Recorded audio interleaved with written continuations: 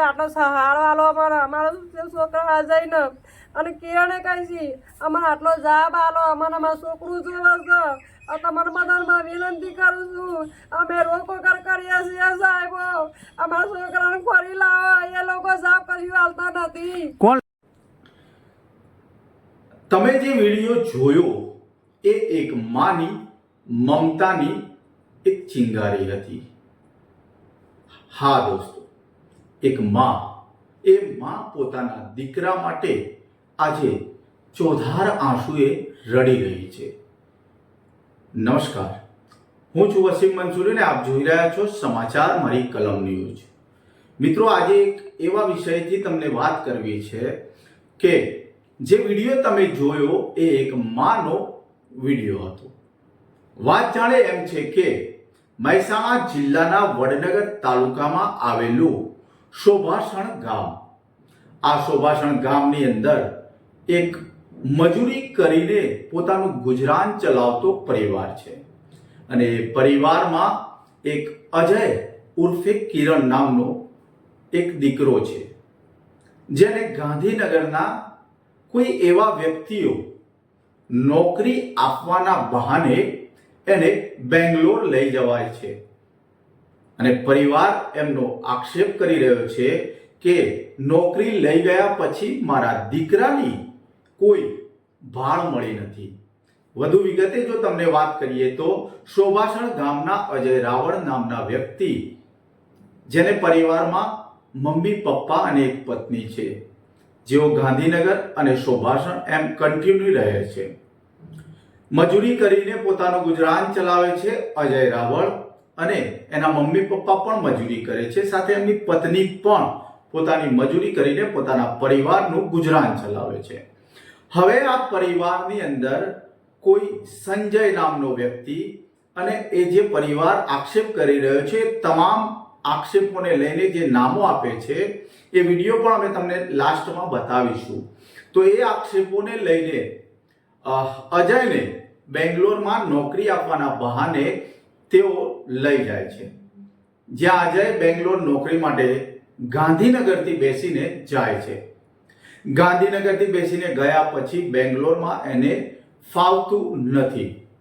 તેઓ એના mummy પપ્પાનો contact કરે છે અજય અને કહે છે કે મને અહીંયા ફાવતું નથી અને મારે પાછું આવવું છે.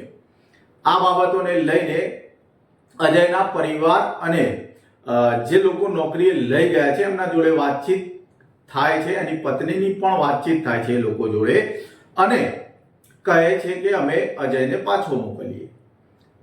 પરંતુ એ પાછો મોકલવાની ઘડીને લઈને આજ દિવસ સુધી આ અજયનો કોઈ અતો પતો નથી.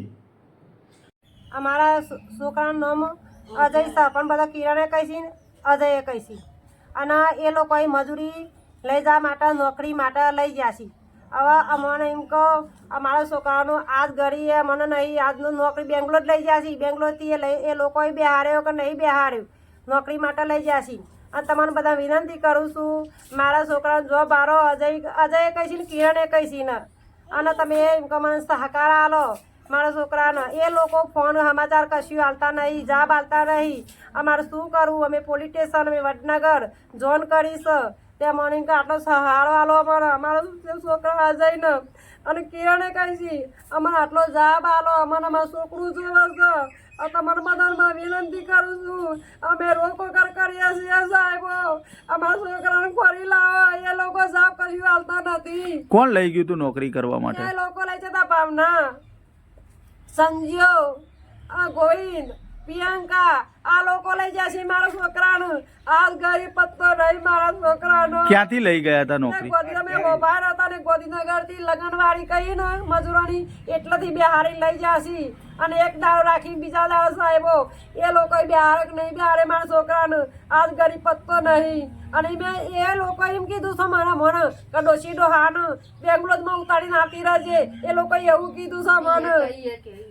આવો તમને વિનંતી કરું છું મારા છોકરાનું અજયનું એવા તમે ખોરી લાવો, અમે રોકા કરીએ છીએ, ખાધી ધોન ભાવતું નહીં, અમે મજૂરી લોકો છીએ, અમે જેટલા ફરીએ તો હજીનો પત્તો નહીં, અમે રોકા કરીએ છીએ પપ્પાને 2 જણ, અમારી કોઈ સહારો હાલતો નહીં, પણ આ તમે મારો સહારો હાલજો, અમે બાપા અમે મા બાપ છીએ યુવાનો, અમારે રોઈ બેઠતું નહીં, અમારા જઈને અને એના કિરણે કહીશી 2 કોરી કહી અમે અમારા છોકરાને ખોરી લાવજો. પરિવારની જોડે જે લઈ ગયા છે એ લોકો વ્યવસ્થિત વાત નથી કરતા જેવા પણ આક્ષેપો થઈ રહ્યા છે. આ બાબતે પરિવારે પોલીસને પણ જાણ કરી છે. પોલીસ પોતાની તપાસ કરી રહી છે.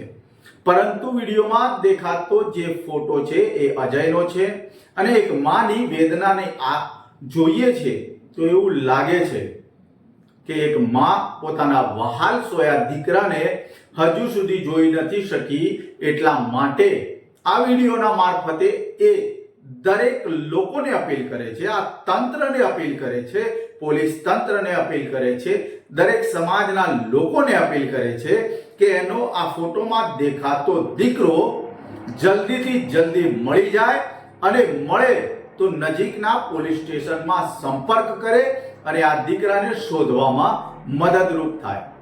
હવે એક ઓડિયો પણ સામે આવ્યો છે જે ઓડિયોમાં પૈસાની માંગણી કરવામાં આવે છે. જે ઓડિયો એમની નંબર પર નખાઈ દો. હારું કેટલી વાર લાગશે? એમની મૂછ છે ને એમની. और नीचे थोड़ी नानी अपने नीचे थोड़ी दाढ़ी में थोड़ी सारी शायद नीचे दाढ़ी છે शायद नीचे મૂછને આપણે ઓટની નીચે. સાહેબ હાથમાં ચેક કરી લો ને, રાજા જોગણી લખાવેલું છે મોટા અક્ષરમાં. હા રાજા જોગણી લખેલું છે. હા પછી એના પપ્પાનું નામ લખેલું છે, એનું લખેલું છે અજયભાઈ રાવળ જયંતીલાલ, બધું લખેલું હાથમાં. હા તો વાંધો, પૈસા નાખો તો હું બહાર નીકળીને તમને આખો વિડીયો કોલ કરાવી દઉં પછી. ઠીક છે? સારું. કેટલી વાર લાગશે પૈસા નાખવામાં? થોડી વાર લાગી હશે સાહેબ. જલ્દી કરાવી દો. કેટલી વાર લાગશે? અત્યારે માર્કેટમાં જાઉં એટલી વાર લાગે. હા માર્કેટમાં જાઉં નખાવા નંબર ઉપર. ઠીક છે ચલો. પત્ની દ્વારા અમને આપવામાં આવેલો છે, જે ઓડિયો પણ તમે સાંભળી શકો છો. અને એ ઓડિયોના મુજબ કહીએ તો હવે અપહરણ થયું છે કે પછી વ્યક્તિ ગુમ થયો છે તે એક શંકાનો વિષય છે. આ બાબતે પોલીસ નિષ્પક્ષ થઈને તપાસ તો કરી રહી છે. ગામના શોભાસણ ગામના સરપંચ પણ આ બાબતે પરિવાર સાથે ખભે ખભો મિલાવીને સહયોગ કરી રહ્યા છે. તો આપ સર્વને પણ નમ્ર એક વિનંતી છે કે આ ફોટોમાં દેખાતા યુવકને આપ જ્યાં પણ જોવો છો ત્યાંથી નજીકના પોલીસ સ્ટેશને સંપર્ક કરી પરિવારને મિલાપ કરાવી આપશો. એક માની વેદના જે જોઈ નથી શકાતી એ વેદના લોકો સમક્ષ બતાવવાનો મુખ્ય હેતુ એ છે કે પરિવારને વહાલ સોયો મળી જાય. આવા જ વિડીયો, આવા સમાચાર અમે તમને લગાતાર બતાવતા રહીશું. જોતા રહીશું સમાચાર મારી કલમ ન્યૂઝ. નમસ્કાર.